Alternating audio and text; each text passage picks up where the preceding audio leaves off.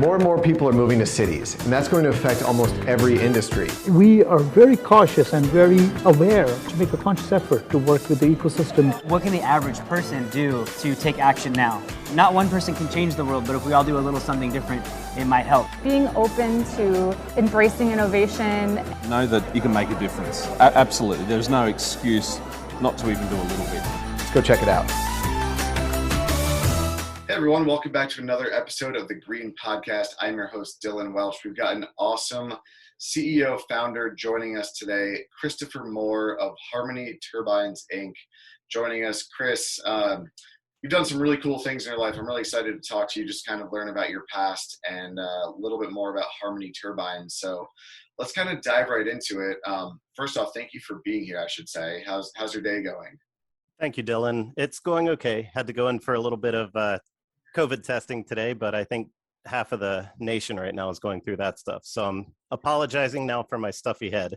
Oh, no, you're good. It's just part of the world we're living in. And yeah, I kind of wanted to dive right into things. So tell us a little bit about your background. Because I know you've done things. You're an inventor. You said you're kind of like a tinkerer. So tell us about how your kind of love for technology, for energy, for clean tech came about.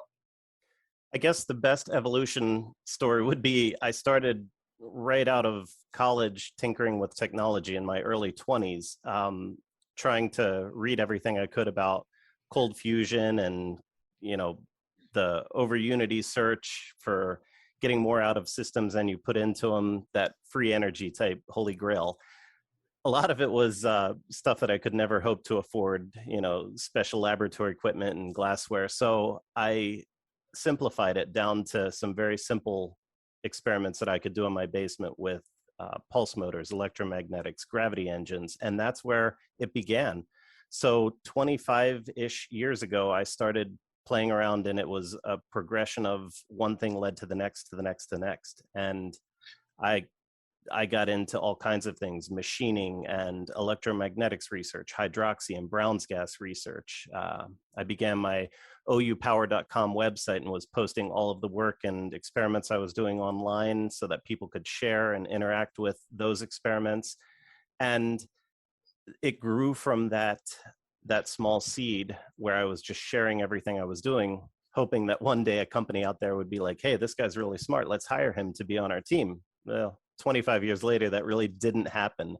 So I decided, all right, what's the normal way you do this? And you go through a patent and design process, and then you start bringing a product to market. So that's kind of where Harmony came into play.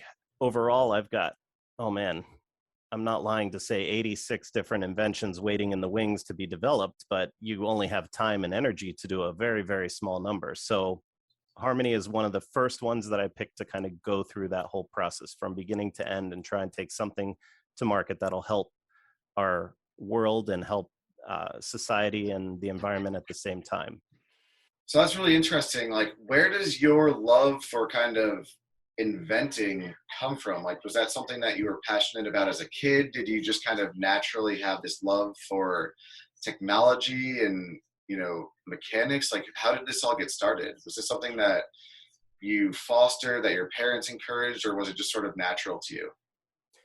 My dad was a carpenter his whole life. He's always been a carpenter. And so he taught me whatever he knew.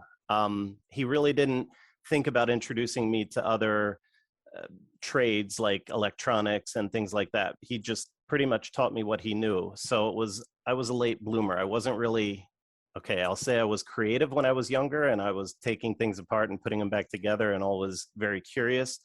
But I didn't really get into the whole tinkering and inventing things, full swing until my early 20s. So that was, I was a music major in college, and I ended up graduating with a psychology degree. So I'm working in something totally opposite from where my initial training and schooling was granted. Yeah, I mean, it doesn't sound like you're a late bloomer, honestly. It sounds like you're doing some pretty cool stuff, pretty young. Who do you consider as some of your role models that you kind of look after when it comes to business, when it comes to technology, when it comes to life, when it comes to inventing? Well, historically, I would say Nikola Tesla would be one of my heroes. You know, he was out there constantly pushing the forefront of helping to make the world a better place and introducing technology that would help us.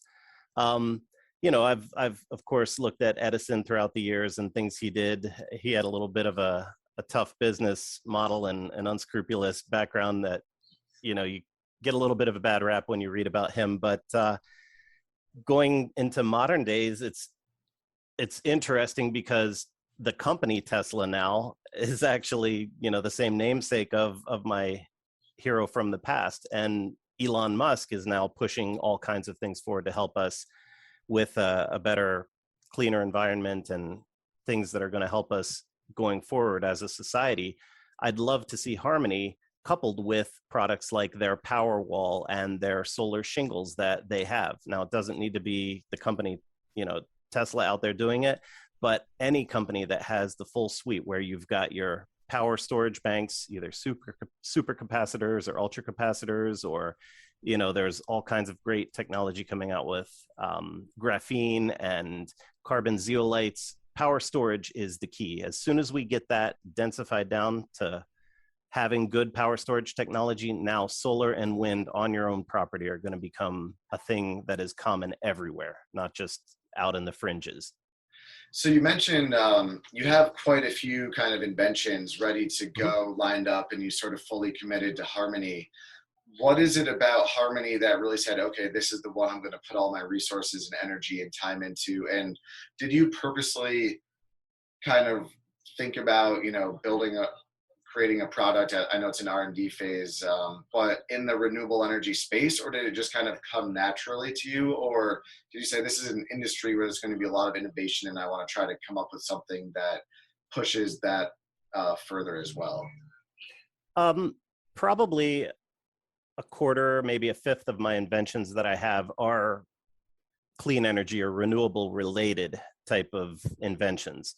And I think what made me pick Harmony, or what the thing that made me want to go for that as one of the first ones, is because I saw it as the perfect time right now in our world. The need is huge for something like this. The technology is right on the cusp of us having, like I just said, that energy storage densification down to, you know, the point where we can start to afford to put them on every home.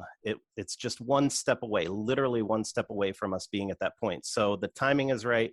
The technology is exactly what the world needs at the time that we need it.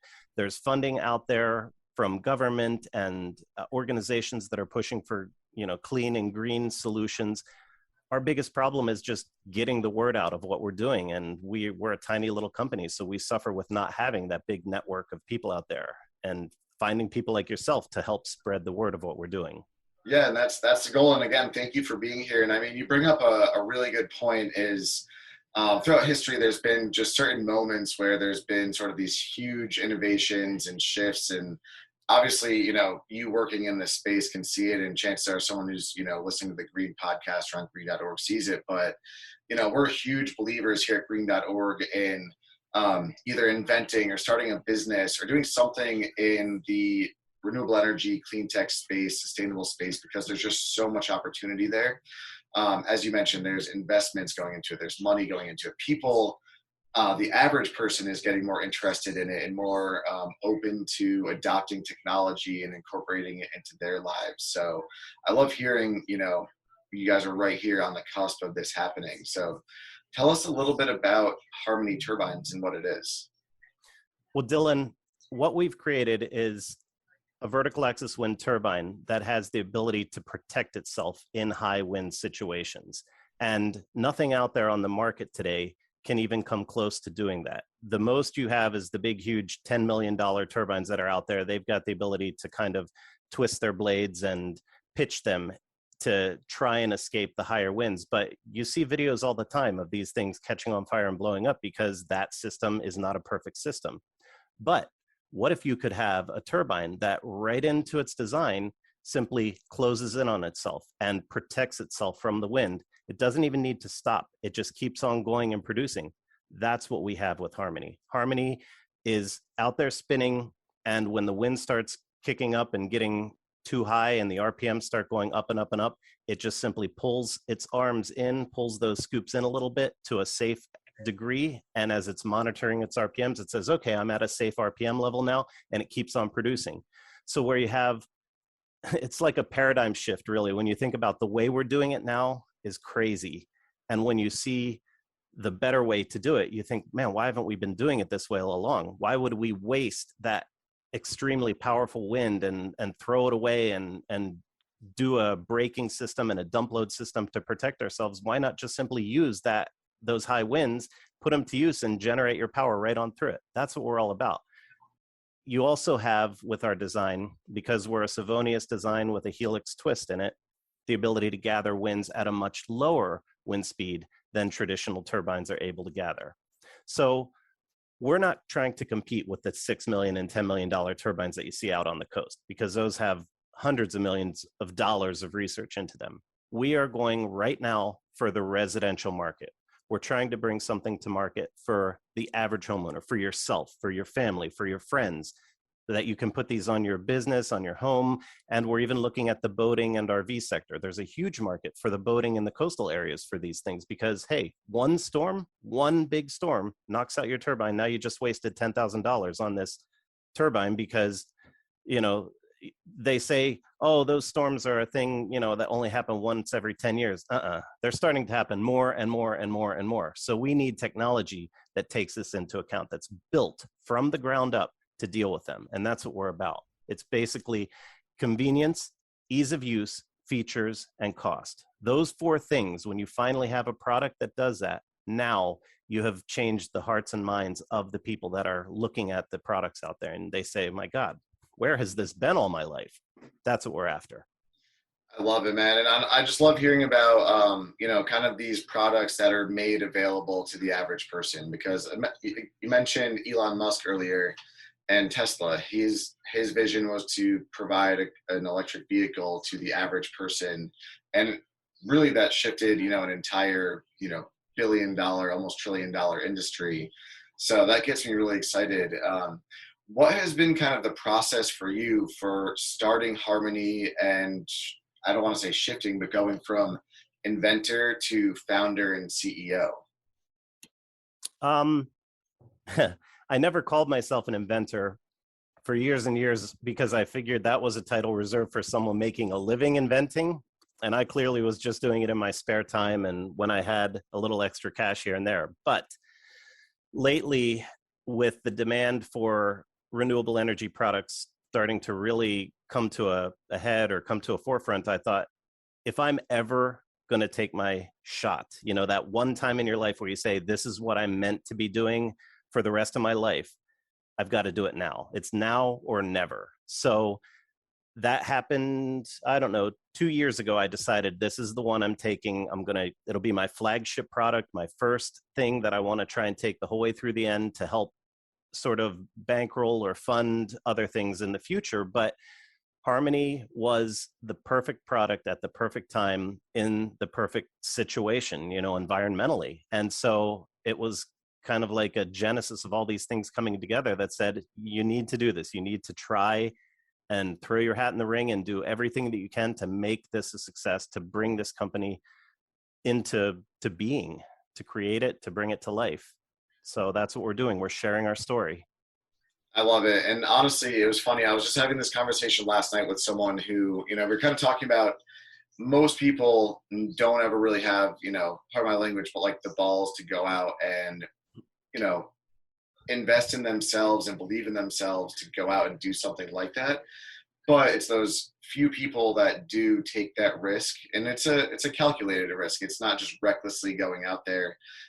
They're the people who have the most success, who have the biggest impact on the planet. And that's just a sort of generalization that, from the conversation that we were having. So the fact that you're really focused on, an industry that not only will, is changing, but will also have a really positive impact on the planet. I'm pretty confident, that this is going to be a big thing. And so I'm really honored to just have you here and hear your story and hear, your passion for what you're doing. It's really the people like you that I personally think, the entrepreneurs, the inventors, the people who believe in themselves, the people who take these risks are the ones who find the most success, the most happiness, and have the biggest impact on the planet, both in terms of, just personal success, building businesses. You can't become a billionaire like Elon Musk if you're just, gonna be stuck behind your desk at your 9 to 5 all day. You got to go out there and do something. So I'm really excited to kind of watch, Harmony grow and see where it takes us. And I'll be looking forward to, having one in my front lawn or on my business pretty soon. So where do you kind of see, yourself and Harmony within the next 5-10 years, thinking a little bit bigger picture? Well, Dylan, we just finally, in the past couple of months, have started to get major engineering universities coming to us. We've had 5 engineering universities, 1 from the UK and 4 from the US over here, approach us about doing a joint project. We've signed on with 3 of them now, with Bucknell University, Penn State University, and Northumbria University out of Europe.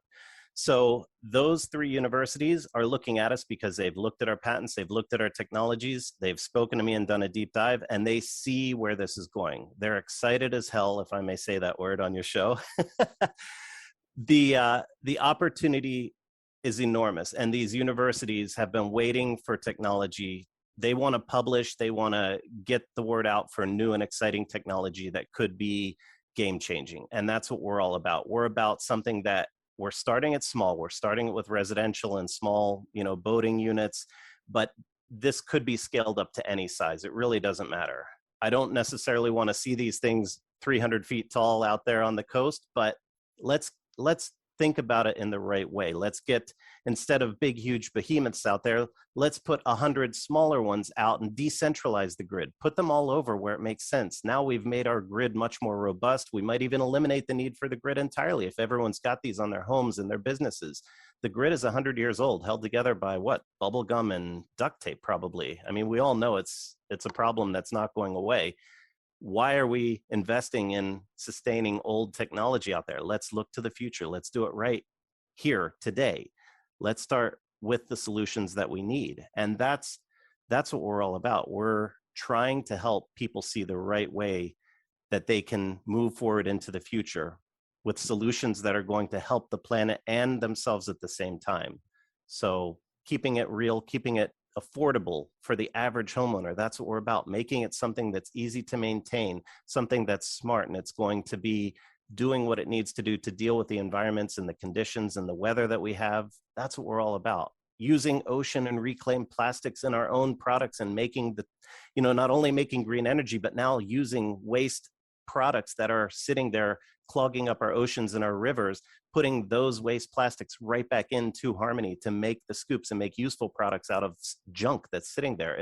The possibilities are endless here, and it gets me so excited to think about it. They really are. So just kind of, I don't want to put you on the spot or anything, but just generally speaking, what trends or where do you kind of see the overall renewable energy, clean tech, sustainability industries kind of going in the future? I would hope, I'll hope that we are all going to be moving toward decentralized models where each and every one of us has storage on our homes. Like I said earlier, supercapacitors, ultracapacitors, graphene and carbon zeolite technology, making that possible, getting it down to where we can all afford it. And once we have that on our home, now we can look at solar and wind and even personal pyrolysis machines where we're, taking the wastes and the stuff that we're putting in the trash can and the recycling bin and turning that into energy for our homes. So all of us would be literally little tiny microcosms of power and generating almost all of the power that we need for our home, if not all of the power we need, 100% right there on our site. So we would all be little islands of sustainability. And that's where it gets really, really exciting. When you think about that being done on a global scale, you begin to see how each and every one of us can change the world. Because right now, that's what we're all sitting there going, I'm one person. How can I make a difference? How can I really help? But if this technology starts getting out there in mass, then that is how we can all make the difference. We all take the step to be carbon zero, carbon neutral, and self-sustaining on each and every one of our homes and businesses. That's where it comes from. Chris, what's funny is we started green.org really with the goal of answering the question, for the average person, what can I do to make a little bit of a difference that actually does have an impact? And without even knowing it, you just answered that question, and that is a great answer. So thank you for sharing that. Sure. Going to kind of wrap up with one more question. So, I think what's really cool is that, again, you've kind of chosen this unique path of inventor, patent, starting your own company, in an industry that's worth billions of dollars, that has a lot of opportunity, to have a huge impact. What's one piece of advice that you would maybe give to, someone in their teens or early 20s who want to follow the same path? Because, you hear about famous inventors in the past, but, you grow up and you realize, hey, you got to kind of get this job and follow this certain sort of path. What advice would you share with someone who would be interested in following kind of a similar path as you? It's going to be unconventional, but here's my advice. Don't try to be famous. Don't try to be rich. Don't try to be that gazillionaire that everyone's looking to for all those answers. Try and figure out what talents and gifts you have and what you can contribute to the world and what mark you can leave to help make the world a better place. Because our society, our culture, our monetary setup and economy over the last 200 years has gotten us to the problems that we're in right now, because everyone's all about me, making me rich, money. We need to shift our minds away from that type of mentality and start looking at how can we make this place, this little beautiful blue marble that we live on, something that we can all be proud of, and we can look to our children and grandchildren to know that they have a safe place to grow up and live. So my advice would literally be stop trying to be that rich tycoon and try and figure out what you can do to make the biggest impact and the biggest changes to make our world a better place, because that's what it's all about. All the money in the world, when it's nothing but a dust bowl, is going to matter. We have the most beautiful, rich resource in the world right now in front of us, and we're doing everything we can to waste it in pursuit of this stuff that doesn't exist called money. Great answer. And I think it's pretty easy to kind of get, caught up in that. You see in the news, the 3 or 4 richest people on the planet, the billionaires, and then you're just like, oh man, I would love to be that. You kind of compare yourself to them sometimes, but you're 100% right. I mean, I'm a business owner myself, and, it's easy to compare yourself to someone else when really just focus on the day-to-day things to build your business, to have an impact, impact one person or 5 people or one small thing, and continue to do that time after time and learn and grow from there. And that's how you'll have, that impact that you're looking for. So Chris, first off, really want to thank you for being on the show today. I'm very honored to have the opportunity to talk to you about Harmony in this really awesome phase of the company, because I'm excited to kind of watch, the story grow and the company grow. So for anyone interested, how can we support you? How can we, stay in touch? How can we connect with you? How can we help Harmony grow as well? I think the biggest way that we could ask people to help would be spreading the word of what we're doing. We do have an active WeFunder campaign going right now. It's where we're trying to raise enough funding to keep moving forward with our research and with our development. So if you simply go to WeFunder.com and then look for Harmony Turbines, you'll find us there. Please, if you're able to help invest in it and be part of the company, please do so. If not, then we would ask that you share the word of what we're doing. HarmonyTurbines.com is our website, and getting the word out about what we're doing and who we are and how we're trying to help is the biggest way that people can help us right now. If you don't have the money or the ability to invest, then just spread the word. That's what we ask. Chris, thanks so much. To everyone listening, tuning in, we're going to share the WeFunder link in the bio of this podcast. If you can't click it for whatever reason based on your podcast platform, again, I want to reiterate harmonyturbines.com, where you can find some more information. And, as Chris said, not everyone can invest in renewable energy and in these businesses, but at least just share the word, spread the information. We all have Facebook, we all have LinkedIn. Just getting the word out, supporting entrepreneurs like Chris, like everyone really, is going to go a long way and have a big impact in the grand scheme of things. So Chris, once again, I want to thank you for being here. Really appreciate it. Thank you, Dylan. I had a great time. Thank you. And as always, thank you to everyone who tunes in, who listens, who supports the show, who reads our articles at green.org, who follows us on social media. Our goal is to bring, inventors, entrepreneurs, thought leaders like Chris, and just kind of sharing some information that's out there so that you can learn a little bit more, apply it to your life, or get involved. And as Chris mentioned, we wanted to answer the question, how can one person make a difference? Well, this is a great episode of different ways that you can get involved. So thank you for tuning in, and we'll see you on the next episode of the Green Podcast.